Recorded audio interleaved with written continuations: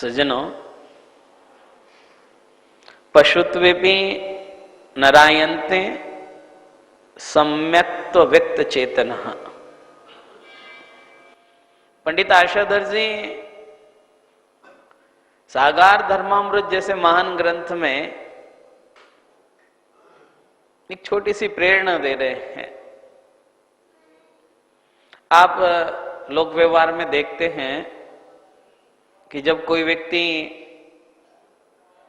अभद्र आचरण करता है, अशिष्ट आचरण करता है, अश्लील वचन बोलता है, तो उसे लोक व्यवहार में कह दिया जाता है कि जानवरों के जैसा व्यवहार कर रहा है। हम उसको मनुष्य की श्रेणी में नहीं रखते। हमारी नजरों में उसका जो आचरण है, उसका जो व्यवहार है, उसकी जो बोलचाल है, उसकी जो भाषा है, वो खराब है। और भाषा, आचरण, व्यवहार खराब होने के कारण हम बड़े सहजता से कह देते हैं कि ये जानवरों जैसा काम न किया कर। यहां पर आशाधर जी भी यही बात कह रहे हैं कि एक मनुष्य जन्म लेने के बाद, मनुष्य होने के बाद, मनुष्यता को प्राप्त करने के बाद भी वो पशु जैसा हो जाता है। जब वो धर्म की साधना से स्खलित होता है, उसका सम्यक्त्व का मार्ग जब नष्ट हो जाता है, तो वो मनुष्य होने के बाद भी, मनुष्य होता हुआ भी वो पशु के समान है। नरत्वेपि पशुयन्ते, और पशुत्वेपि नरायन्ते। एक पशु होने के बाद भी मनुष्य से बढ़कर है। एक मनुष्य होकर के भी मनुष्य से गिरा हुआ है। भोजन करते समय अगर ढंग से भोजन न करो, जैसे कि आप लोगों की आदत है, ले तो बहुत सारा लेते हो लेकिन खाते कम हो और फेंकते ज्यादा हो।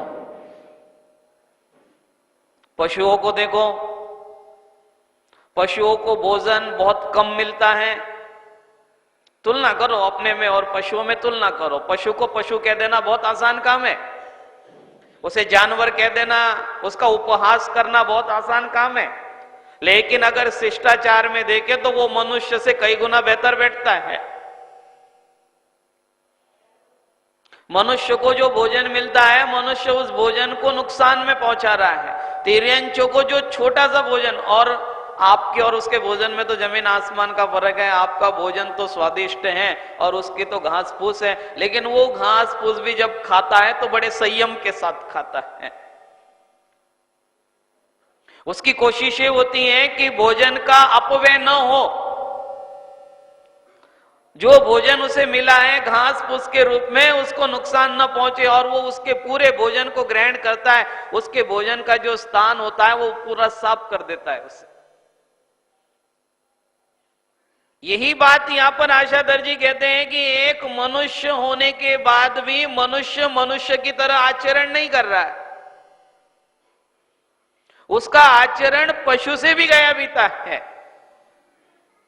और एक पशु होने के बाद, तिर्यंच होने के बाद, वो अपने संयम के कारण, अपने शिष्टाचार के कारण, अपने विवेक के कारण, हम क्रिया तो करते हैं लेकिन हमारी क्रियाओं में विवेक नहीं है। विवेक अच्छे बुरे का ज्ञान। क्रिया तो कर रहे हैं आप, क्रिया करने में ऐसा नहीं कि क्रिया नहीं कर रहे, क्रिया कर रहे हैं, लेकिन आपको क्रिया का ज्ञान नहीं है। अब जिस क्रिया का ज्ञान नहीं है वो क्रिया बेकार, और ज्ञान होने के बाद अगर क्रिया नहीं है तो वो ज्ञान बेकार। ये अभावग्रस्त जो जीवन है ये दुख देता है। सीयता सिंह का जीव जो अगली पर्यायों में भगवान महावीर के रूप में जन्म लेता है,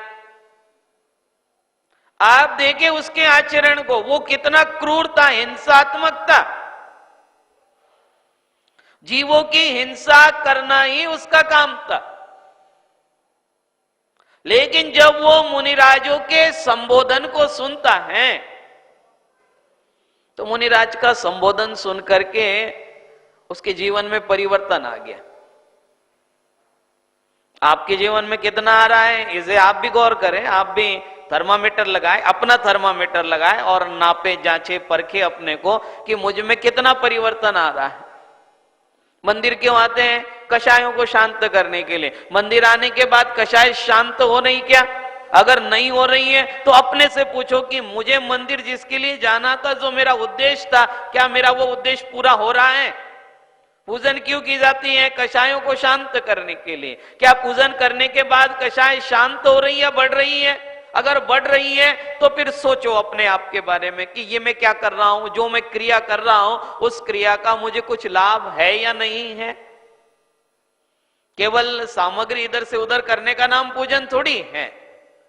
परिणामों की मंदता, परिणामों की विशुद्धता अगर न हुई तो धर्म साधनों के धर्म साधना से कोई लाभ नहीं है। अब वो सिंह का जीव सिंह की पर्याय में नियम ले लेता है। क्या नियम ले लेता है? कि मैं आज के बाद किसी जीव की हिंसा नहीं करूंगा। देखना कौन नियम ले रहा है? तिर्यंच। एक पशु पर्याय में और बड़ी खूंखार पर्याय है उसकी। वो पशुओं को अगर मारे नहीं तो उसका भोजन ही नहीं पूरा होता है, और वो जो आवश्यक भोजन है उसकी पर्याय में वो उसका भी त्याग कर रहा है, वो उसे भी छोड़ रहा है। और वो कह रहा है कि आज के बाद मेरे हिंसा का त्याग। 1 माह की आयु शेष थी उसकी मात्र, 30 दिन शेष रह गए थे उसकी आयु के। मुनिराज ने उसे कहा कि तुम क्या कर रहे हो, क्या कर रहे हो तुम? उसने कहा कि क्या करूं, भूख लग रही है और यही मेरा भोजन है। उसने कहा कि अरे तुम भोजन की चिंता कर रहे हो, तुम्हें अपने जीवन का भरोसा, जीवन का चिंतन नहीं है। अपने जीवन के बारे में सोचो, अपनी पर्याय के बारे में सोचो। तुम्हारी आयु के मात्र 30 दिन शेष रह गए हैं और तुम इन पशुओं को न जाने कितने लंबे समय से मार मार करके खा रहे हो। आज तक तुम्हारी भूख वेदना शांत नहीं हुई। तुम अपने बारे में सोचो। जब मुनिराज ने उसको संबोधा, मुनिराजों का संबोधन इसीलिए होता है कि कम से कम हम समय पर संभल जाए। अगर पूरे जीवन में न संभले तो कम से कम वक्त पर संभल जाए। वक्त जो हमारे जीवन का आखिरी क्षण होता है, जहां पर हम जीवन को समापन की तरफ ले जाते हैं, उस समय अगर मुनियों का संबोधन प्राप्त हो गया, ग्रंथों का मार्गदर्शन प्राप्त हो गया, साधु संतों का सानिध्य मिल गया, तो समझ लो जीवन सफल हो गया। और भाग्यवान लोग होते हैं कि जिनके मृत्यु के समय उन्हें साधुओं का सानिध्य मिले, भाग्यवान लोग होते हैं। ढूंढ करके भी नहीं मिलते हैं ऐसे समय में। ऐसे समय का कुछ लोगों की मृत्यु अस्पतालों में हो रही है, कुछ लोगों की मृत्यु एक्सीडेंट में हो रही है, कुछ लोगों की मृत्यु भूकंप में हो रही है, कुछ लोगों की मृत्यु केदारनाथ जैसी दुर्घटना में हो रही है। उन्हें वहां संभलने का मौका ही नहीं मिला, उन्हें वक्त ही नहीं मिला संभलने का। अगर वो चाहते भी होंगे कि मैं समाधि पूर्वक मरण करूं, अच्छा मरण करूं, साधु के सानिध्य में करूं, तो वो उनको उस बहाने से वहां मरण करना पड़ा। अंत समय में मरण की भावना, समाधि मरण की भावना हो। और उस सिंह के जीव को देखो, अंत समय में साधु का सानिध्य मिला, और साधु का सानिध्य ही नहीं मिला, उसने उस सानिध्य का लाभ लिया। आप लोग सानिध्यों का लाभ नहीं लेते हो। आज से 40-50 साल पीछे जाओ, साधुओं का सानिध्य मिलता नहीं था, लोग तरसते थे साधुओं का सानिध्य प्राप्त करने के लिए। अब क्या अपने घर के दरवाजे से साधु निकल रहे, तो अभी हम उसका महत्व नहीं समझ रहे। वो कहते हैं ना कि जो सच्चा प्यासा होगा वो पानी की कीमत जानता है, और जिसको प्यास लगी नहीं, उसके दरवाजे के आगे से अगर गंगा निकल जाए तो वो गंगा का महत्व जानना नहीं चाहता है। अब उस शेर की पर्याय में उस शेर को, सिंह को मुनियों का सानिध्य मिल गया। मुनियों ने उसे समझाया, संबोधन किया, उसका मार्गदर्शन किया। जब उसका मार्गदर्शन किया तो वो भी अपने दोनों पैर फैला करके हाथ जोड़ने की मुद्रा में बैठ गया, उनके उस उपदेश को सुनता रहा। उन्होंने उपदेश के अंतर्गत उसे कहा कि हिंसा करना अधर्म है, पाप है, गलत है। वो उसी समय अपनी आंखों से अश्रु गिराता है, पश्चाताप के आंसू गिराता है। मुनिराज उसके गिरते हुए आंसुओं से समझ जाते हैं कि ये प्रायश्चित कर रहा है। जब वो प्रायश्चित कर रहा था तो उसे नियम दिया कि अब तुम्हारा जीवन 30 दिन का शेष रह गया, अब इस जीवन को संभाल लो। अगर हमें कोई बता दे कि हमारा थोड़ा सा जीवन रह गया तो हम सोचते खा पी लो जल्दी जल्दी, और खा पी लो, फिर मिला नहीं मिला पता नहीं। पिछले 20 वर्ष पहले कोई ऐसी एक वैज्ञानिक घटना घटने वाली थी, कोई स्काईलैब करके बात थी, वो जमीन पर आकर के गिरने वाला था। तो ये बता दिया गया था कि बहुत जल्दी जीवन नष्ट होने वाला है, कुछ लोग जहां पर भी गिरेगा उसके आसपास के। तो पूरे भारत भर में लोगों ने खाना पीना शुरू कर दिया था कि अरे खा पी लो, फिर बाद में मिला नहीं मिला खाने के लिए। हमारी मृत्यु की सूचना जब हमें मिलती है तो हमारा ध्यान खान पान की तरफ जाता है, और जैन दर्शन कहता है कि जब मृत्यु की सूचना मिले तो उस समय खान पान का त्याग होना चाहिए, खान पान के प्रति रुचि नहीं बढ़ना चाहिए। समाधि मरण का अर्थ क्या समझते हो आप लोग? खाने पीने की साधना है या त्याग की साधना है?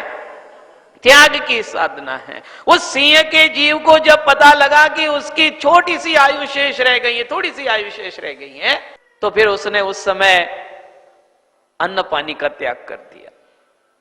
अन्न पानी से मेरा मतलब जो वो भोजन करता था, जिस रूप में भी मांस भक्षी था, मांस ग्रहण करता था पशुओं को मार करके, और 30 दिन तक निराहार रहा, संलेखना का व्रत धारण किया, संयम पूर्वक जीवन जीने की प्रेरणा ली उसने। उस जीव ने जो सिंह की पर्याय में है। पंडित आशाधर जी इसीलिए कहते हैं कि पशुत्वेपि नरायन्ते सम्यक व्यक्त चेतना। वो कहते हैं कि एक पशु होकर के भी मनुष्य से बढ़कर है, मनुष्य के समान है। क्यों? क्योंकि वो सम्यक्त्व की साधना कर रहा है, वो समाधि मरण की साधना कर रहा है, वो संलेखना की साधना कर रहा है, वो खाने पीने की विषय भोगों की साधना नहीं कर रहा है। अगर वो विषय भोगों की साधना, मनुष्य होकर के भी विषय भोगों की साधना कर रहा है, साधना थोड़ी है, वो जीवन की बर्बादी है। मनुष्य होने के बाद भी ज्ञान, इतने ग्रंथ पढ़ते हो, इतने उपदेश सुनते हो, कभी कोई भाव आया नियम व्रत लेने का, संयम अपनाने का? नहीं आता है, बचते हैं।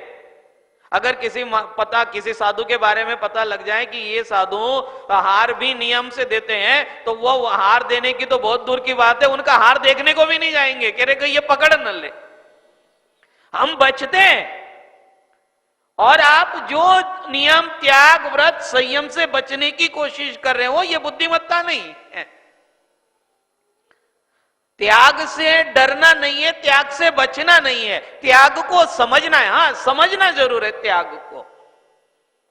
वो सिंह का जीव सिंह की पर्याय में त्याग के गहराइयों को समझता है, जीवन की सच्चाई को समझता है, और वो मुनिराज के चरणों में बैठ करके एक माह का संलेखना व्रत धारण कर लेता है कि अब आज के बाद अगर पानी भी पीऊंगा तो छान करके पीऊंगा। अब आप कहो कि ये तो मनोरंजन की बात हो गई, सिंह का जीव पानी कहां से छानेगा, कहां से छन्ना आएगा उसके पास, कहां से लोटा आएगा, गिलास आएगा उसके पास? ना ना ना, उसको छन्ने की जरूरत नहीं है। तिर्यंच जाति का जीव जब वो पानी को ग्रहण करता है तो अपने ही शरीर से उस पानी को हलन चलन करा देता है, उसे हिला देता है, इधर उधर कर देता है, और फिर वो पानी पी लेता है। ये नियम उसके लिए पानी छानने के बराबर का है।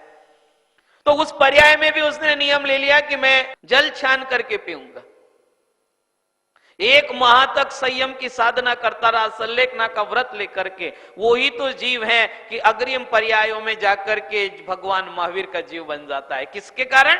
सम्यक्त्व की साधना, धर्म की साधना। इसीलिए कहा है कि धर्म की साधना से पशु भी देव बन जाते हैं, और अधर्म की साधना से देव भी पशु बन जाते हैं।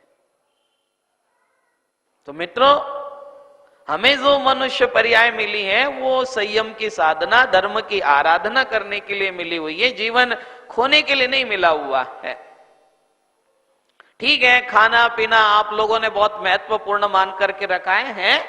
शरीर को स्वस्थ रखने के लिए भोजन भी आवश्यक है, लेकिन शरीर को स्वस्थ रखने के लिए भोजन करो, भोजन करने की मना नहीं है, लेकिन भोजन उतना ही करो जितने में शरीर स्वस्थ रहता हो। शरीर अगर स्वस्थ नहीं रहता हो और ऐसा भोजन अगर ग्रहण करते हो तो वो भोजन आपके लिए विष के समान है।